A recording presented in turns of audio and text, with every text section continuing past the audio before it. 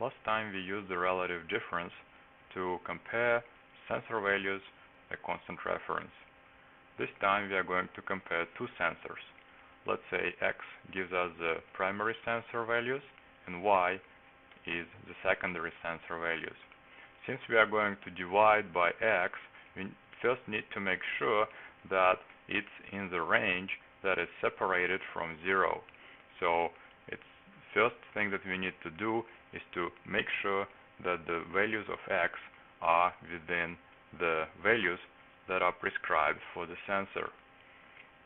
Then we can define relative difference in the usual way by defining Y minus X and then dividing it by X.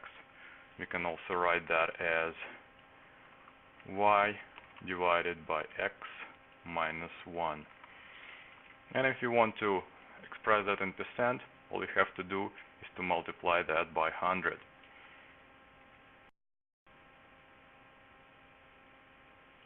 There are sensors where using relative difference is a perfect fit.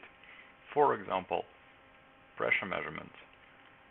Here we consider a Picoscope capture of a running compression of an internal combustion engine.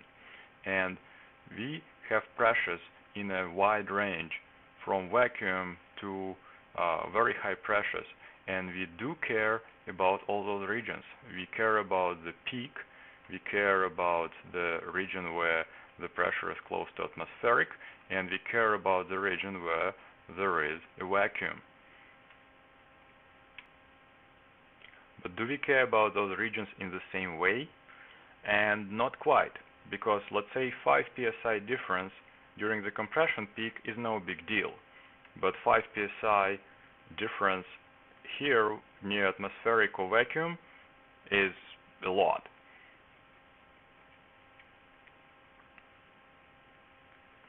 Relative difference will allow us to compare signals fairly. To demonstrate that, let's consider the following example. Signals from pressure transducers are often affected by noise, and to reduce that level of noise, technicians usually apply some sort of a filter. But how does it affect the waveform? Let's apply a filter and check how the waveform changes in different regions. So for that we need to define a mesh channel, for example low pass of channel D with 100 Hz cutoff frequency. Let's call it filter D and assign color blue to it. And then we are going to get something like this. The blue trace does differ from the original waveform, especially during the compression peak and during openings of the exhaust and intake valves. At least that's how it looks like to the human eye. But what does the relative difference say?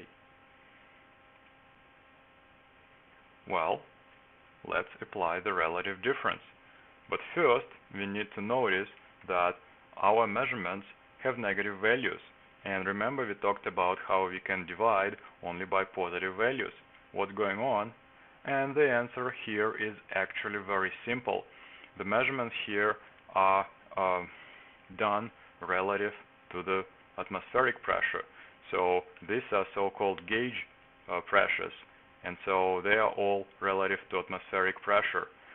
All we have to do the correct comparison is to convert them into absolute pressure measurements just by adding up 1 atmosphere.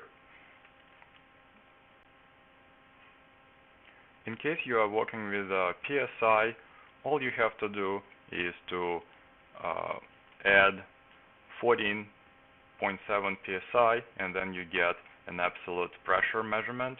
If you are working with bars, you just need to add 1 bar. So let's do just that and define this formula and see what the relative difference say. Okay, let's go back to Picoscope and define the relative difference for our situation. All we need to do is define yet another mesh channel where we will say, okay, our Y variable is our filtered channel D. Because we work in bars, we add 1. Then we divide all of that by channel D plus 1 bar, and then with all of that we subtract 1, multiply the whole thing by 100, and we should get the value in percent. So let's write the units percent and define a range from -50 to +50%. When we are done with that, we are going to get this black trace, and what can we say about it? Contrary to what our eyes see, the relative difference during the peak is not actually huge. It's actually less than 4% in magnitude, and the highest relative difference occurs during the openings of the exhaust and intake valves. Very interesting. But in any case, the maximum difference that we achieve here is 8.7%. And also, just visually, all the features that are in the original waveform are preserved in the filtered waveform. So we can say that even if we are using 100 Hz for the low-pass filtering, for running compression at idle, that's kind of important. We have 0 to 360 at 14 Hz, multiplied by 60, that's around 800 RPM. For that particular situation, using this low-pass filtering at 100 Hz doesn't change the waveform a lot. And so this is the value that we can still use to do the filtering of our pressure transducer measurements. If we are going with lower frequencies, then we will start seeing that these little ripples are going to be completely flattened out, and that's not good, because having them is important for the analysis. If you want to use the filter for running compression at high RPMs, let's say all the way to 8000 RPMs, then we need to use high cutoff frequencies. For example, instead of 100 Hz, we should use 1000 Hz. Then we won't distort the waveform for all the possible range of RPMs. One more thing about the filtering and how it changes the waveform. Let's go to Picoscope and look at the following waveform. I used the signal generator to generate a square wave and add some noise and also overshooting followed by ringing. Now what happens if we apply the very same 100 Hz filter? What happens is that the noise is pretty much all gone, and even that humongous overshooting that we had is reduced to almost a blip. And so it's miraculously the low-pass filtering that Picoscope uses is getting rid of such artifacts. Also, you can say the following.